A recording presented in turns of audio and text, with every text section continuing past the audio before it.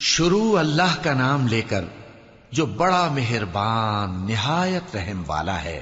اے نبی صلی اللہ علیہ وآلہ وسلم، اپنے پروردگار کا نام لے کر پڑھو جس نے تمام کائنات کو پیدا کیا، جس نے انسان کو خون کی پھٹکی سے بنایا۔ پڑھو اور تمہارا پروردگار بڑا کریم ہے، جس نے قلم کے ذریعے سے علم سکھایا اور انسان کو وہ باتیں سکھائیں جن کا اس کو علم نہ تھا، مگر انسان سرکش ہو جاتا ہے اس بنا پر کہ وہ اپنے آپ کو بے نیاز سمجھتا ہے۔ کچھ شک نہیں کہ سب کو تمہارے پروردگار ہی کی طرف لوٹ کر جانا ہے۔ کیا تم نے اس شخص کو دیکھا جو منع کرتا ہے، یعنی ایک بندے کو جب وہ نماز پڑھنے لگتا ہے؟ بھلا دیکھو تو اگر یہ راہ راست پر ہو یا پرہیزگاری کا حکم کرے تو منع کرنا کیسا؟ تو اس کا انجام کیا ہوگا؟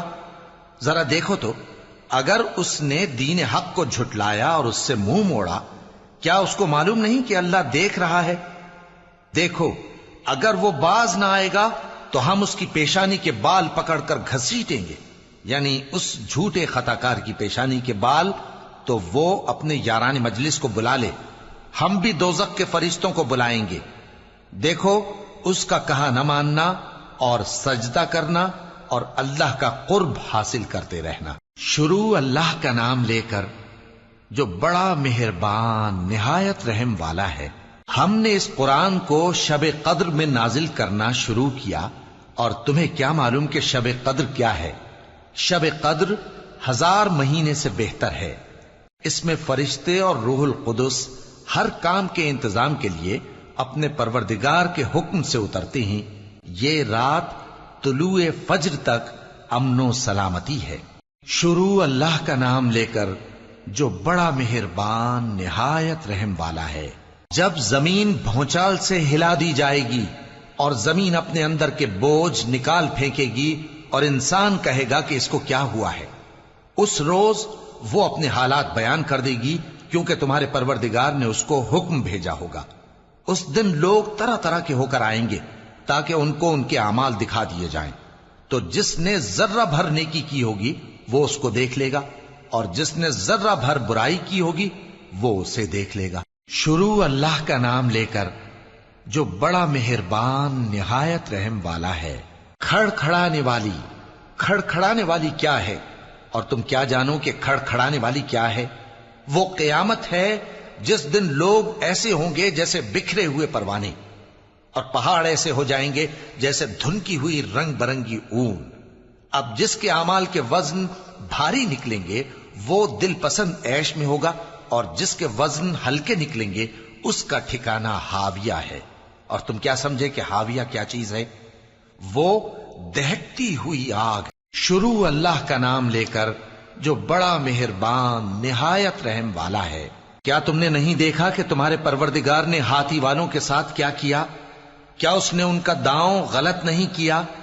اور اس نے ان پر جھنڈ کے جھنڈ پرندے چھوڑ دیے جو ان پر کھنگر کی پتھریاں پھینکتے تھے، تو اس نے ان کو ایسا کر دیا جیسے کھایا ہوا بھس۔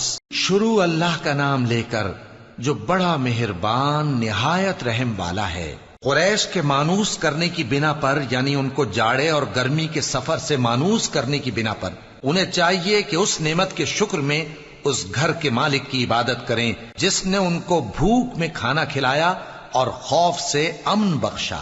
شروع اللہ کا نام لے کر جو بڑا مہربان نہایت رحم والا ہے۔